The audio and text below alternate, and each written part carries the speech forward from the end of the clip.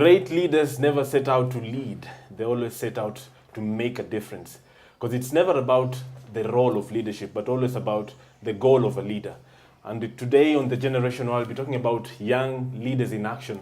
And welcome, this is Generation Y. You're with me, Scott Sunjata Keita. To discuss that with me is Mr. David Oyola, Public Relations and Communications Director at the Intellectus Consultancy. Thank you and welcome. Thank you so much. It's such an honor to have you here, Mr. David Oyola. I'm glad to be here too. Yes, just like a quick introduction of what you've been up to, some of the things that you've done to our audience. I'm a former student in University of Nairobi, and again I was a student leader there. I completed last year. So right now I'm in the so-called outside world. Though I don't see anything out in it. You're in the hustle. I'm just right there where other Kenyans are. We're trying to find out how we can do one or two things. There are a number of things that I've done before. Ever since I left last year, it's been around 6 months down the line. The first assignment that I got was to be appointed one of the directors in a civil society organization. It's called Citizen Coalition for Constitutional Culture. It's a big civil society organization. Actually, it's the one that made the first Kenyan constitution in terms of review. Where I also got elevated into the directorship to be the co-chairperson representing the youth voice in that organization. So we have been doing a lot of civic education and also talking to ordinary Kenyans in the places where they live. Again, after campus, I met friends of mine. We were 7. We came up with an organization that we wanted to find out how we can contribute to the intellectual growth of young people in this country. Because many people don't read, they don't like reading. Exactly. They are very, very, very... and you know, they say like Kenya, especially Nairobi, has the highest number of educated people. Is that kind of a contrast where there are very many educated people, but very less people like to read? It's very true. They only read one big book called Facebook. Facebook. It's the biggest book guys read around today. If you want to get somebody, you just get through there. In fact, if you ask me, even the power of a man to convince a lady, these days has gone down in terms of one-on-one requests. You said it. It's easier online than it is physically. No courage. Exactly. Yeah. Because internet provides us kind of a platform, a mask, if you say. Yeah, you hide behind it and you say what is in your heart. Exactly. It comes out so well.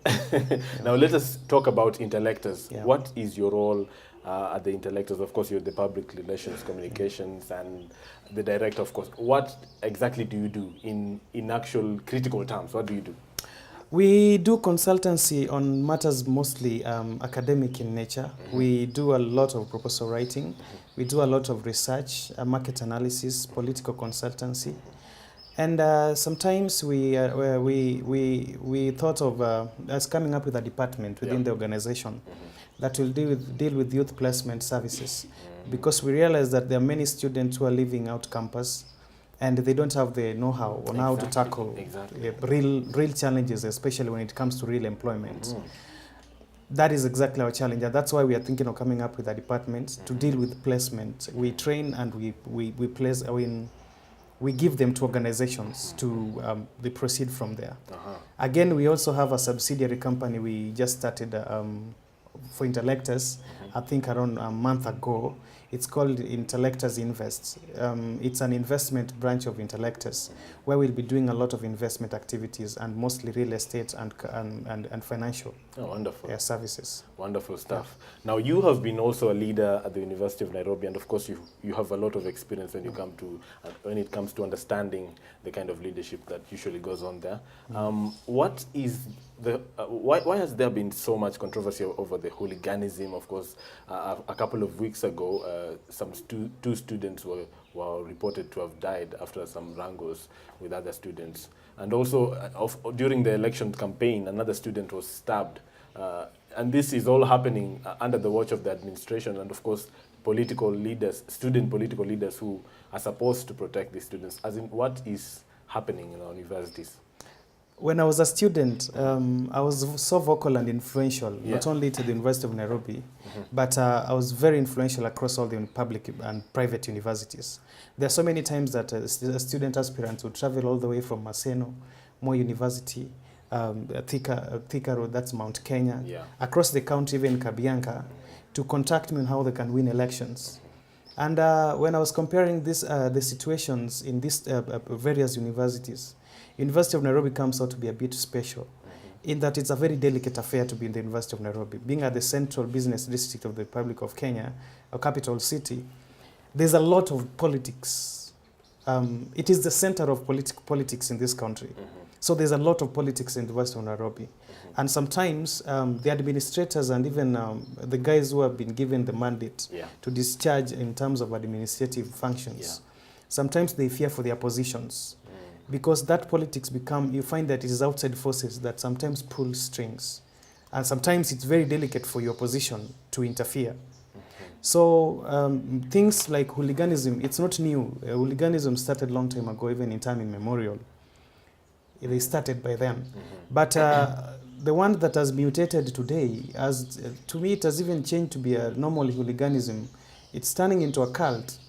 People literally worshipping fellow student leaders, and they do what he or she say without question.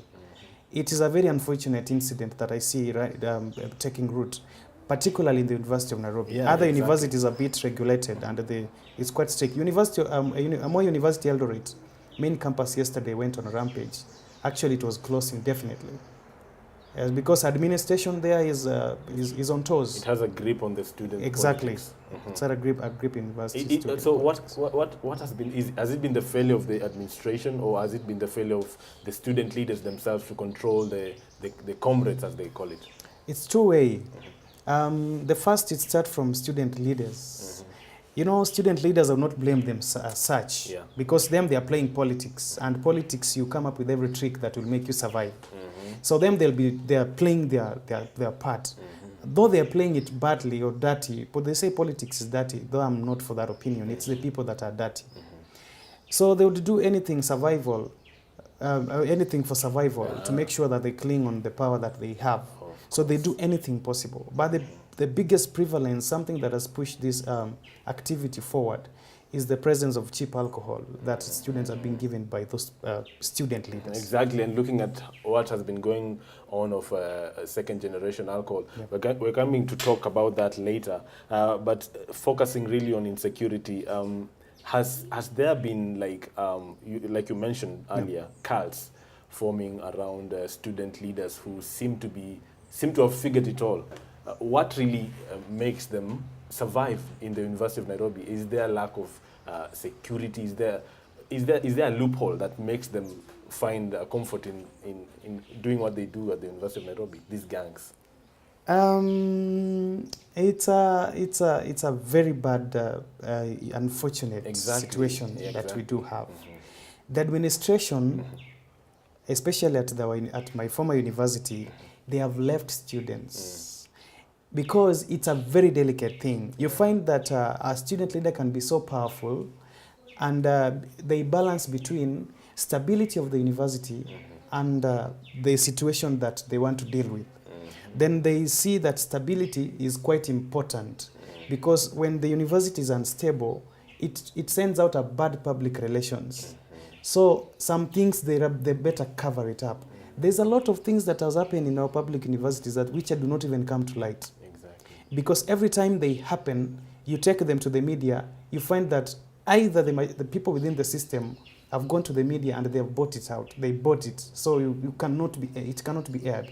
Sometimes they threaten that a media station that we give you millions of shillings in terms of advertisement. Just not to air this. Yes, in terms of advertisement. So make sure that our public relation does not go out there badly. So you find that most of these things are never aired. They just happen between the student and they go like that. So many bad things have happened. So university, they are afraid of their position and sending out a public relation, a bad PR.